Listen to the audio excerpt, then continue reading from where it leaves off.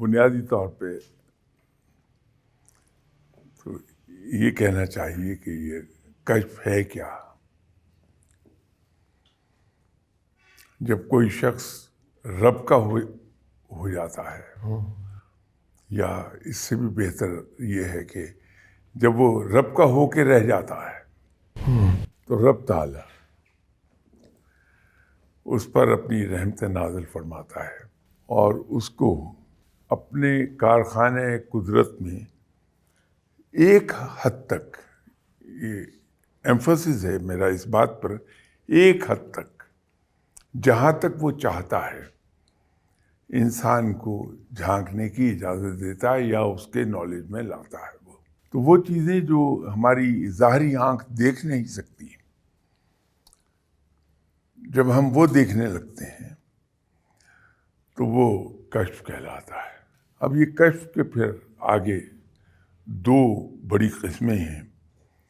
ایک تو کشف اختیاری ہے جو بہت کم لوگوں کو حاصل ہوتا ہے کہ جب چاہیں وہ حالت کشف میں چلے جائیں اور دیکھ لیں چیزیں. ٹھیک سر، ٹھیک سر. اور ایک کشف وہ ہے جو جاری ہوتا ہے، اس پر کوئی کنٹرول نہیں، وہ کسی وقت ہو جائے گا، کسی وقت نہیں ہوگا. یہ دو بڑی قسمیں ہیں اس کی.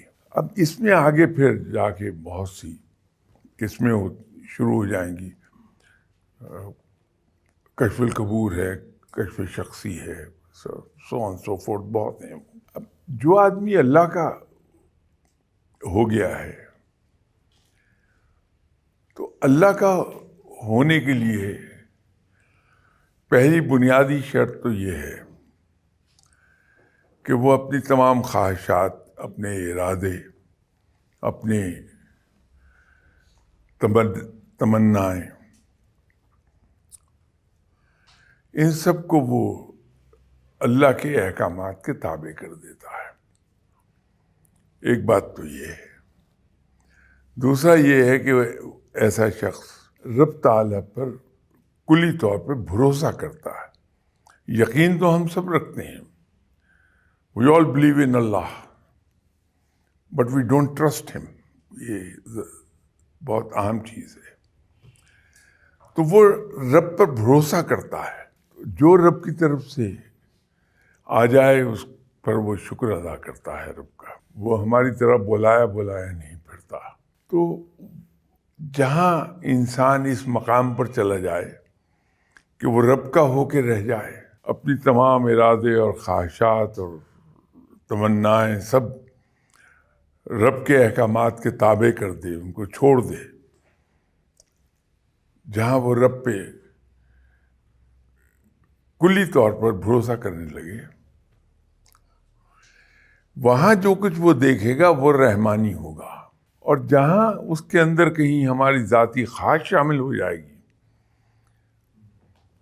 وہ شیطانی ہو جائے گا. نفس آ گیا. تو اس کے لیے شیطانی تو ذرا لفظ بہت سخت ہے، نفسانی کہہ لیجیے، وہ تھوڑا پولائٹ ورڈ ہے اس کی نسبت. تو ہمیں دیکھنا یہ ہوتا ہے کہ جو کچھ میں نے چاہا تھا اس سے متعلق تو نہیں کہیں نظر آ رہا، تو وہ ہمارا نفس ہمیں دکھا رہا ہے. یہ ایک فرق پڑتا ہے اس طرح سے اس میں.